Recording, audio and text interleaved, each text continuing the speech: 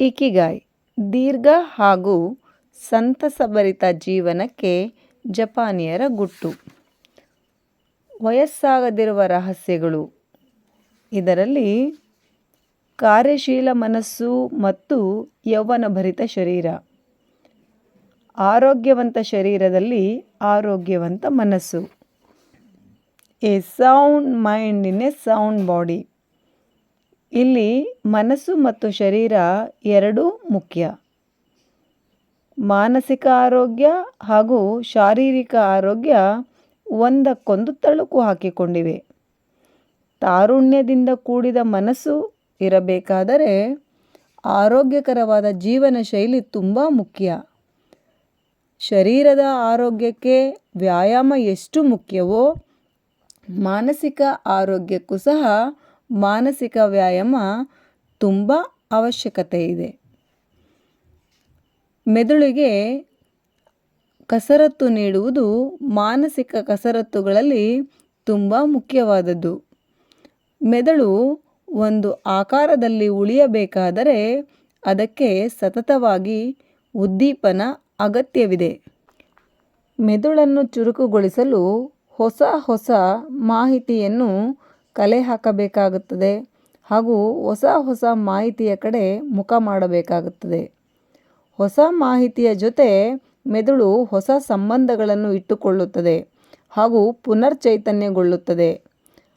ಹೀಗಾದಾಗ comfort zone ಅಥವಾ ಒಂದು ನೆಮ್ಮದಿಯ ವಲಯದಲ್ಲಿ ಸ್ವಲ್ಪ ಆತಂಕದ ಭಾವ ಮೂಡಿದರೂ ಕಂಫರ್ಟ್ ಝೋನ್ ಅಥವಾ ನೆಮ್ಮದಿಯ ವಲಯದಲ್ಲಿ ಕೊಂಚ ಆತಂಕದ ಭಾವ ಮೂಡಿದರೂ ಬದಲಾವಣೆಗಳಿಗೆ ಒಗ್ಗಿಕೊಳ್ಳುವುದು ಅಥವಾ ಬದಲಾವಣೆಗಳಿಗೆ ಒಡ್ಡಿಕೊಳ್ಳುವುದು ಬಹಳ ಮುಖ್ಯವಾದ ಮಾನಸಿಕ ತರಬೇತಿಯಾಗಿದೆ. Maximum brain power challenging the brain for health and wisdom ಎಂಬ ಕೃತಿಯಲ್ಲಿ ಕಾಲಿನ್ಸ್, ಹಮಿಂಗ್ವೇ ಮತ್ತು ಶ್ಲೋಮೋ ಬ್ರೆಜ್ನಿಸ್ ಎಂಬ ಜಂಟಿ ಕೃತಿಕಾರರು ಮಾನಸಿಕ ತರಬೇತಿಯ ಎಷ್ಟು ಮುಖ್ಯ ಎನ್ನುವುದನ್ನು ಬರೆಯುತ್ತಾರೆ. ಪ್ರಥಮ ಬಾರಿಗೆ ಒಂದು ನಿರ್ದಿಷ್ಟ ಕೆಲಸಕ್ಕೆ ತೊಡಗಿಕೊಂಡಾಗ ಕೆಲಸ ಕಷ್ಟವಾಗಿ ಮೆದುಳಿನ ವ್ಯಾಯಾಮವನ್ನು ಪ್ರಾರಂಭಿಸುತ್ತದೆ. ಮೊದಮೊದಲು ಅದು ಕಷ್ಟಕರವಾದರೂ ನಂತರ ಕಲಿಯುತ್ತಾ ಹೋದಂತೆ ಮೆದುಳಿಗೆ ತರಬೇತಿಯನ್ನು ಸಹ ಕೊಡುತ್ತದೆ. ಎರಡನೇ ಸಲಕ್ಕಾಗಲೇ ಅದು ಬಹಳ ಸುಲಭ. ಬರುತ್ತಾ ಅದು ತೀರಾ ಸಲೀಸಾಗಿ ಆ ಕೆಲಸವನ್ನು ಮೆದುಳು ಮಾಡುತ್ತದೆ. ಇದರ ಮುಖಾಂತರ ಸ್ವಪ್ರತಿಬಿಂಬವನ್ನು ಸಹ ಹುಟ್ಟುಹಾಕುತ್ತದೆ. ಮಾನಸಿಕ ವ್ಯಾಯಾಮದ ಈ ವರ್ಣನೆ ಬಹಳ ಔಪಚಾರಿಕ ಎಂದು ಅನಿಸಿದರೂ ಹೊಸ ಹೊಸ ಉದ್ದೀಪನಗಳು ಮೆದುಳಿಗೆ ತೀರಾ ಅವಶ್ಯಕತೆ ಇದೆ.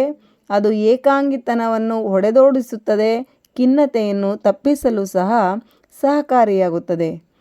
ನಾವು 20-30 ವಯಸ್ಸಿನ ಆಸುಪಾಸಿನಲ್ಲಿರುವಾಗಲೇ ನಮ್ಮಲ್ಲಿನ ನ್ಯೂರಾನ್ಗಳು ವಯಸ್ಸಾಗಲು ಆರಂಭಿಸುತ್ತವೆ.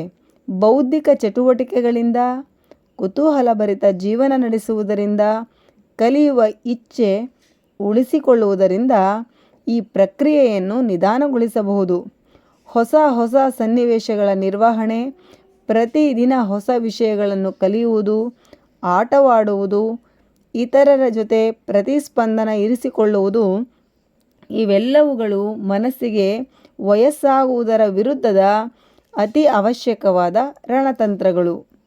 ಇವು ಹೆಚ್ಚಾಗಿ ಧನಾತ್ಮಕವಾಗಿ ಮಾನಸಿಕ ಪ್ರಯೋಜನವನ್ನು ನೀಡುತ್ತವೆ.